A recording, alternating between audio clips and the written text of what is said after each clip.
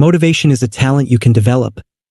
A good friend has recently shared that she's feeling tired. Like really tired. Not, I did not get enough sleep tired, but something deeper than that. She said she feels, and I'm quoting, as if I have lost my motivation. I call her brave because she's so clearly dedicated to her job and conducts herself with professionalism and kindness. She's a wonderful parent who cares for her children, and she's very responsible when it gets to her finance and health. She is not alone in feeling unmotivated. Millennial and Gen Z employees tell me that they feel uninspired at work. Some admit that they just don't care. Half of American employees are currently looking for a different job. Think about that. All their employees tell me that they can't wait to retire. And when I ask about life at home, people say that they struggle with their finance and health. Do you? The national data suggests that chronic diseases such as diabetes and heart disease are on the rise. The median American family has only beat over $5,000 in savings, barely enough to pay next month's rent. Did America lose its motivation? Well, the answer is no. Terranite, you cannot lose your motivation because you never owned it in the first place. Motivation, and that shouldn't surprise you, isn't your car key or wallet. So what is it? Well, motivation is not about being strong, it's about being wise. Let me explain. You may think of motivation as a muscle, thinking some people have strong motivation muscles, others are weak, but this is not a good metaphor. Motivation is knowledge. You learn how to be motivated. And so today, I would like to help each of you and America become wiser so that you are more motivated and hence better able to achieve your goals, your dreams, your aspirations. And given what the world has been throwing at you, that might be a good time to refresh your knowledge. To be motivated, you either change the situation or the way you think about the situation. This is the science in one sentence. You change the circumstances or the way you think about the circumstances. So, if you want to be more physically active, there is no point in yelling at yourself. I yell it, you should walk more. Instead, I got a puppy. She loves long walks. Your journey starts with setting a goal. My friend wanted to be motivated at work, so she identified a project she wanted to complete. That was a goal, and it's a good motivation strategy. Goals pull you. The problem, my friend identified a project she wished she had already completed, not something she was looking forward to doing. Have you ever set a goal you wish you had already completed but had less interest in actually completing? Most goals are abandoned because we want to be the person who has done it, not the person who is currently doing it. When we are excited about doing the work, we are intrinsically motivated. We care about the way almost as much as we are looking forward to the destination. In our research, we found that most goals are abandoned not because they are not important. People actually are not more likely to adhere to their important compared to unimportant goals. Most goals are abandoned because people don't enjoy pursuing them. Your enjoyment is what predicts whether you will stick with the goal. So what makes goals exciting? Exciting goals are never a chore or a meal. Ever wondered why Chicago diners would circle the block for 30 minutes looking for free parking, but will not think twice before spending the money they have just saved on parking on ordering another cocktail? Why pay for drinks and not for parking? Well, we don't like to pay for parking or shipping. Students don't like to study for prerequisite classes because all these are means. We don't like to invest in means. We did a study that showed us just how much you dislike to invest in means. In our study, we auctioned a book for some people, and then we auctioned the University of Chicago tote bag to other people. The average person was willing to pay $23 for the book, but only $12 for the tote bag. The catch? The tote bag contained the book, and people knew it. Why would the people that were bidding on a tote bag that contained a book be willing to pay less? Well, we don't like to invest in means. Okay, so you set a goal that is intrinsically motivated. You are excited about the way just as much as you want to reach the destination.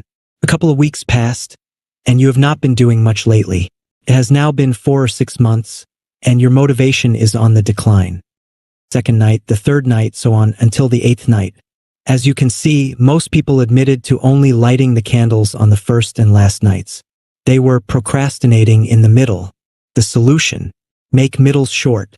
A monthly exercise goal because as the end is near, it is easier to stay motivated.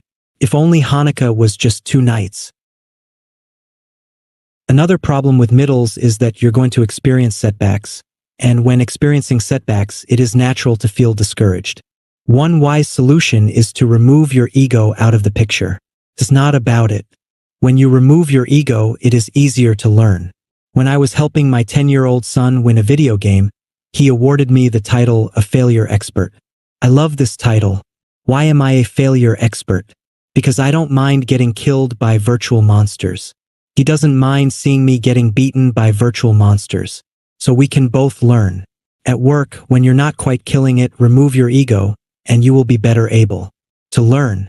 Another solution is to seek discomfort, if only temporarily, instead of trying to avoid it. When you seek discomfort temporarily, you realize that you can grow yourself. That discomfort is a sign of growth. No pain, no gain is not just about the gym. It's a general, wise motivation strategy. Let me tell you about a study that we conducted with Chicago's beloved improvisation club, the Second City. We worked with their training center, which is where regular people like you and me go to learn improvisation. We were specifically interested in one exercise, give focus. In this exercise, one person gets the center of the stage, everybody else is frozen in place. Okay, this person is moving around, everybody else is watching.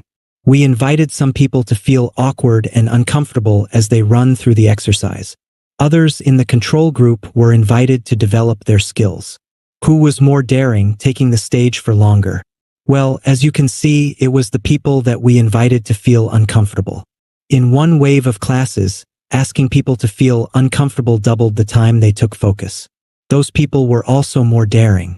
For example, they were dancing a little instead of just walking around.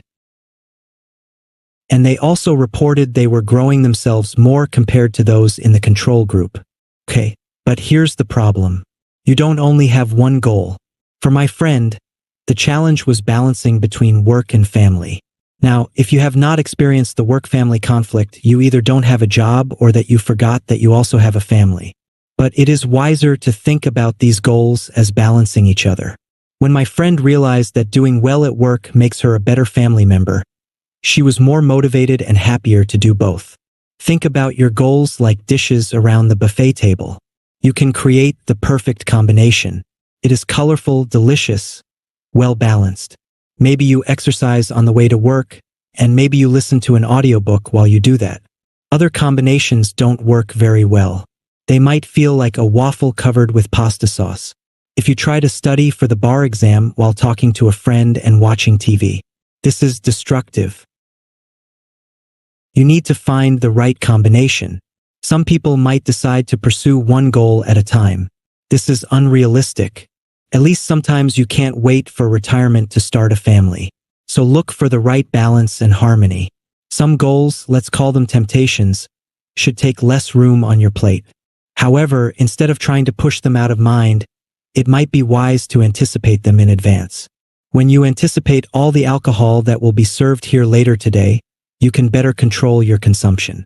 When I anticipate that my colleague is going to be upset, I can better control my emotion in a heated debate at work. When we anticipate temptations, we are less tempted when we get there. In one study, when we reminded employees of all the times they will be tempted to take office supplies for personal use, they were less likely to do that compared to those in the control group. Anticipating temptations make you prepared and, hence, less tempted. Alright, what about the person sitting next to you? Look at them for a second. I will be waiting here. How can that person help? Your friends, your family, and other people that you love are critical for your motivation. They are your lighthouse, and you are also important for them. Let me tell you a love story that resulted in 4 Nobel Prizes. When Marie met Pierre Curie, she did not only meet the love of her life, she met the person who pushed her to excel in her work on the theory of radioactivity and who later insisted that she will be named on the joint Nobel Prize. That was her first. The second Nobel Prize she won by herself with no man by her side. The couple had 2 daughters, and they wanted them to excel. Their oldest, Iran, won a Nobel Prize with her husband, as was the tradition in the Kiwi family. Their youngest, even by far the most artistic person in the Kiwi family, married someone, won the Nobel Prize, and excelled in many other ways. The Kiwi family did not only teach us about radioactivity, they taught us the importance of feeling supported and supporting others in pursuing goals. In your life, you walk with other people, maybe together you take care of your pet. You walk in the presence of other people, maybe those are the people in your gym class or in your book club. You hold goals for others, they hold goals for you. This might be a good time to say thank you to the person sitting next to you. I will be waiting here. Give them a pat on the shoulder. My friend came to me not only because I am a motivation scientist, but also because I'm her friend, and as such, I wanted her to be successful. You may wonder what happened to her. Well, she stayed at her job. Last time I saw her, her smile seemed bigger. She did not find her motivation. She learned how to motivate herself. And so, now, America, you did not lose your motivation. Each of you is working hard, pursuing your dreams, balancing the different aspects of your life, and it is so important, especially in the world we live in today. So, when you feel discouraged, when you feel unmotivated, remember, motivation is not about being strong, it is about being wise, and now we are all wiser. Thank you.